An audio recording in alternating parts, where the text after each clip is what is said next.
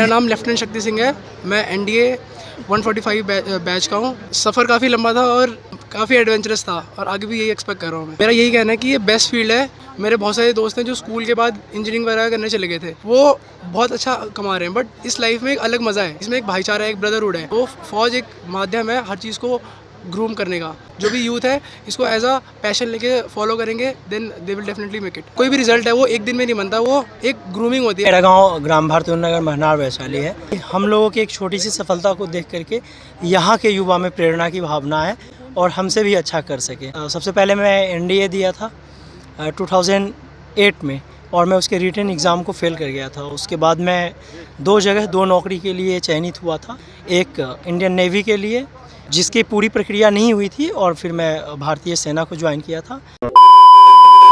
नमस्कार, आप देख रहे हैं द पब्लिक बिहार। लेफ्टिनेंट बनने के बाद पहली बार अपने पैतृक गांव बिद्दुपुर के कमालपुर पहुंचे शक्ति सिंह का लोगों ने किया भव्य स्वागत। तस्वीरों में देखें किस तरीके से लेफ्टिनेंट शक्ति सिंह को लोगों के द्वारा स्वागत किया जा रहा है। काफ़ी संख्या में यहाँ पे लोग मौजूद है। सभी ने लेफ्टिनेंट शक्ति सिंह को माला पहनाकर एवं उनके ऊपर फूलों की बारिश कर स्वागत किया जा रहा है। अपने परिवार के साथ शक्ति सिंह देखिए किस तरीके से गाड़ी में सवार है और उनके जो बिहार रेजिमेंट के जो बटालियन है उसके द्वारा किस तरीके से उनके स्वागत में यहाँ पे गाने की धुन बजाई जा रही है। शक्ति सिंह आर्मी के लेफ्टिनेंट बनने के बाद पहली बार अपने पैतृक गांव वैशाली जिले के बिद्दुपुर प्रखंड अंतर्गत कमालपुर पहुंचे हैं। लोगों के द्वारा उनका स्वागत किया जा रहा है, तो चलिए हम उनसे बात करते हैं। आज पहली बार लेफ्टिनेंट बनने के बाद अपने पैतृक गाँव पहुँचे हैं, कैसा लग रहा है? लोगों का स्वागत किया गया आपको? धन्यवाद मीडिया प्रेस। पहली बात कि मैं पहली बार नहीं है जो गांव आ रहा हूँ।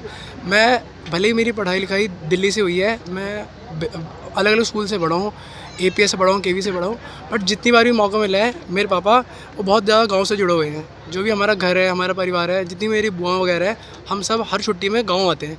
और इसी चीज़ को मैंने कंटिन्यू करी थी एनडीए के ट्रेनिंग के टाइम पे। जैसे हमारी 5 महीने में जितनी भी छुट्टी होती है मैं हर बार गांव आया हूँ।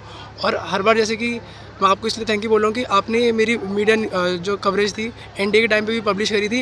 मतलब ये उसकी बात नहीं है, पॉपुलैरिटी की बात नहीं है, बट मैंने एक चीज़ देखी कि जैसे दूसरे स्टेट में लोग होते हैं उनमें भाईचारा बहुत होता है कि अगर कोई साउथ का है तो उसको बहुत प्रमोट करेगा, कोई हिमाचल का है तो वो हिमाचल के लोगों को बहुत प्रमोट करेगा, और कोई बिहार का है वो चीज़ वो भूल जाता है कि वो बिहार का है। वो उससे ऐसा करता है कि वो मतलब मैं बिहारी हूँ तो उससे शर्माता है। बट इस चीज़ को प्रमोट करने के लिए मैं अप्रिशिएट करता हूँ मीडिया को। और मैं कभी मतलब ऐसा नहीं कि मैं कभी बाहर रहा हूँ, मैं बस गांव का ही हूँ। अभी तक का सफ़र कैसा रहा? सफ़र काफ़ी लंबा था और काफ़ी एडवेंचरस था और आगे भी यही एक्सपेक्ट कर रहा हूँ मैं। जो नए लोग हैं, जो नए युवा है, वो आना चाहते हैं अगर इस फील्ड में, तो क्या करना है? कुछ शॉर्ट में आप बताइए। मेरा यही कहना है कि ये बेस्ट फील्ड है अगर आपको नेशन को सर्व करना है डायरेक्टली, कि ये फर्स्ट हैंड एक्सपीरियंस मिलता है और ये एक जॉब नहीं है। लाइक मेरे बहुत सारे दोस्त हैं जो स्कूल के बाद इंजीनियरिंग वगैरह करने चले गए थे, तो ऐसा नहीं कि मैं उनको डेसोलेट कर रहा हूँ, बट वो बहुत अच्छा कमा रहे हैं। बट इस लाइफ में एक अलग मज़ा है। इसमें एक भाईचारा है, एक ब्रदरहुड है। जो एक रहने सहने का तरीका, बात करने का तरीका, ये चीज़ हमें वहाँ सिखाई जाती है एकेडमी में। मुझे firing, horse riding, public speaking, swimming, running, हर चीज़ का एक्सपोजर मिला है, जो चीज़ मैंने कभी स्कूल में ना बाहर रह के मैं सीख पाता। तो फ़ौज एक माध्यम है हर चीज़ को ग्रूम करने का। तो ये चीज़ मैं कहना चाहता हूँ कि जो भी यूथ है इसको एज अ पैशन लेके फॉलो करेंगे, then they will definitely make it.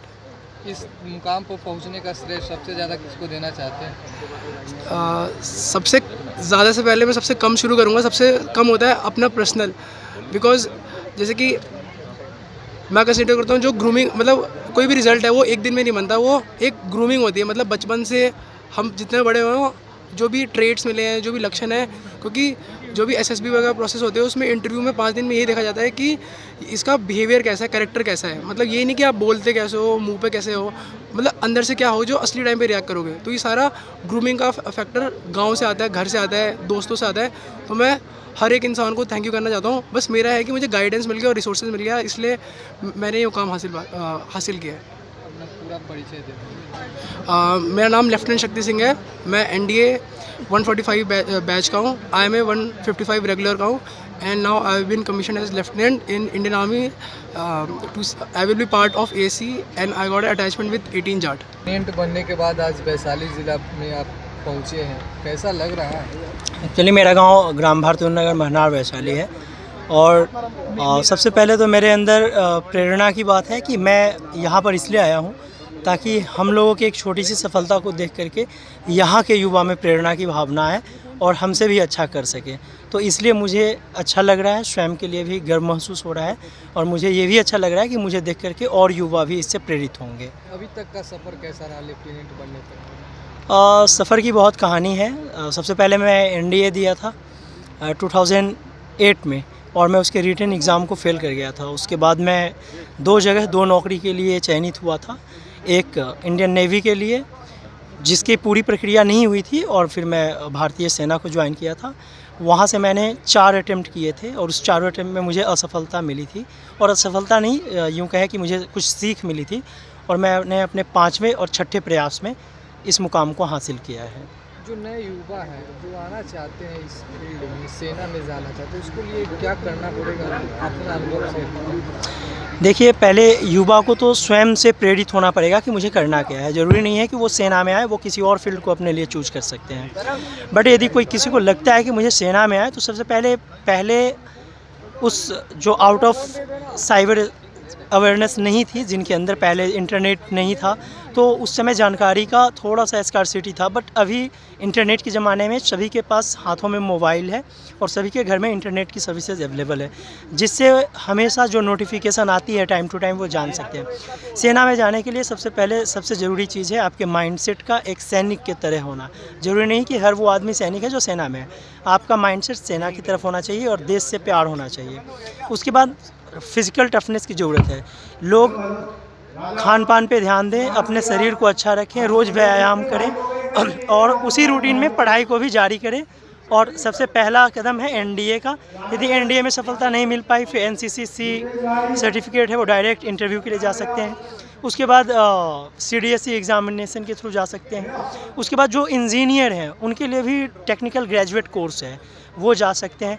कोई लॉयर या एडवोकेसी की पढ़ाई कर रहे हैं, उनके लिए भी एक अलग से एडवोकेट जनरल ब्रांच के अंदर वो आती है। तो हर फील्ड के लोगों के लिए है। और सबसे पहले अपने माइंडसेट को सही रखना। एक अच्छा इंसान, जैसे हमारे साथी ने, लेफ्टिनेंट शक्ति ने बताया था कि सबसे पहले एक अच्छा इंसान को ढूंढा जाता है एक सेना में अफसर बनने के लिए, क्योंकि सेना एक अलग ही परिवार है और परिवार को एक अच्छा इंसान ही चला सकता है और एक अच्छा इंसान ही उस परिवार के अंदर फंक्शन कर सकता है। तो सबसे पहले एक अच्छा इंसान बनना। अपना परिचय?